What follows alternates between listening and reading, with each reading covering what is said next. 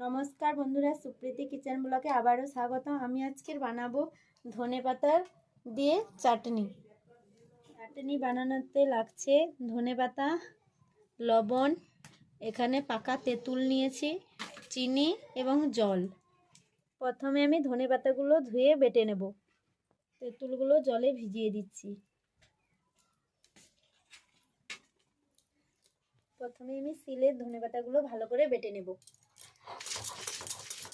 দেখো বন্ধুরা, এইভাবে মিহি করে বেটে নিচ্ছি।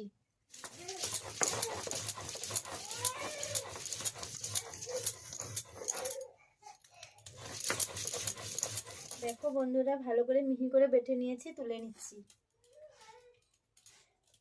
এরপরে আমি চিনি গুঁড়ো করে নেব। এইভাবে চিনিগুলো গুঁড়ো করে নেব।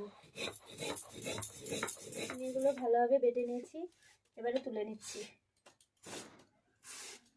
দেখো বন্ধুরা, মিহি করে ধনেপাতাগুলো বেটে নিয়েছি এবং চিনি তার সঙ্গে গুঁড়ো করে নিয়েছি। ওর মধ্যে তেঁতুলের গাঁটগুলি দিয়ে দেব অল্প করে। ওর মধ্যে দিয়ে দিচ্ছি স্বাদ মতো লবণ।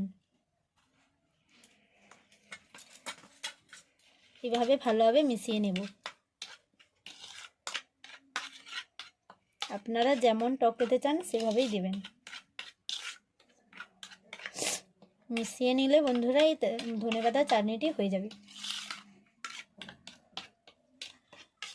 দেখো বন্ধুরা, আমার এই চাটনিটি হয়ে গেছে। এইভাবে আপনারাও টক টক মিষ্টি মিষ্টি বানিয়ে খাবেন, খুব ভালো লাগবে। সবাই যদি ভালো লেগে থাকে সাবস্ক্রাইব করে দেবেন।